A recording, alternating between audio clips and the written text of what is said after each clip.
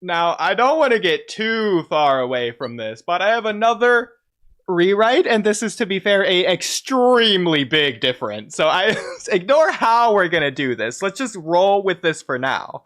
So just for like the generational continuance of equaling of things happening in history thing that goes on, Madara and Hashirama fight, and then Hashirama killed Madara, and that was one of Hashirama's biggest mistakes. It's not his biggest mistake, I'd argue it is. Should we just have that happen with Hiruzen and Danzo as well? So Hiruzen, I guess, lives. Orochimaru just doesn't exist, and he goes on to kill Danzo, who I guess might just be an Uchiha, and Hiruzen a Senju in this case as well. Just continuing that on, so that when you get to Naruto and Sasuke, it's even further. Maybe you could have You're turning the opposite. So for Danzo's the one who kills Hiruzen, so you get it from the other end of the perspective. Oh, so it's like the what if okay. Indra won type of thing. That's it. In this case, do we just remove Indra and Ashura as a incarnation entirely? It just goes from Hashirama and Madara to Danzo and Hiruzen.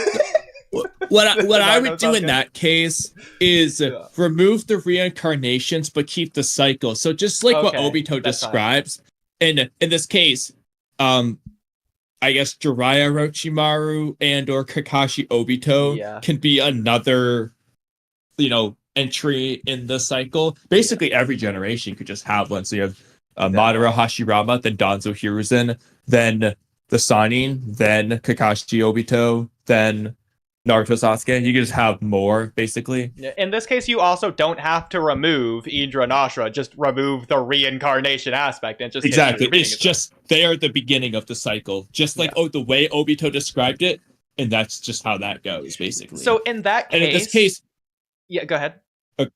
Well, I was gonna say the tricky one is whether or not you want to include Jiraiya Orochimaru, because obviously they don't kill each other. Like, they both die. I guess that what if could be what if they both die, but it's just they die for different reasons, essentially. So it kind of...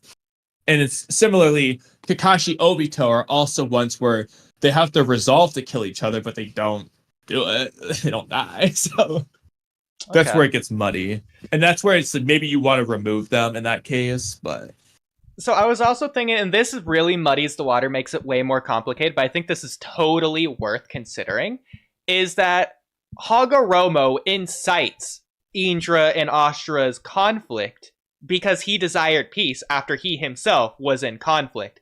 That could itself continue on from generation to generation. So, and I think the winner of the previous conflict should be the Hagoromo role in this case. So in this case, Ashura would just be Hashirama's father, and then would be, for whatever reason, he's the one who killed Izuna instead of Tobirama, and then that incites the Madara Hashirama conflict. And then moving on, Hashirama somehow incites the conflict between, I guess, Hiruzen and Danzo, and then if we're having Danzo win, he incites Jiraiya versus Orochimaru, and then I guess Jiraiya incites Obito versus Kakashi, etc., etc. I feel like Orochimaru maybe be the better one to do the inciting. I mean, however you want to word it. Orochimaru kind of incites Naruto versus Sasuke, to be fair. Yeah, exactly. That's what I was thinking of. How do we do that? So you could just skip Kakashi Obito in that case. You could just skip Kakashi Obito. Well, Kakashi, in a way, could also be the inciting one for Naruto and Sasuke, because he's trying to tell Sasuke, oh, this isn't the way. Like, he's at least talking to Sasuke, and then it doesn't work because of Sound 4. But in this case, you somehow change it to where it just is because of that, or something else that's said that could work. I don't know. Just trying to brainstorm here. Yeah, I mean, it's a good concept, but I think you have to change a lot of things. Is the only problem. Yeah, you just can't have the Sound 4 be the inciting thing. Unless you want to have to be an indirect Orochimaru inciting, it's just like... Yeah. I don't know, I like the idea of Kakashi being the one who does it, though, with this idea in mind. Just, it's directly linking everything in that way. Not just history repeating itself, all of history leading from one event to the next in a very clear, direct, not pattern, but like line. it's kind of cool. Yeah. But yeah. I mean, like I said, at the very least,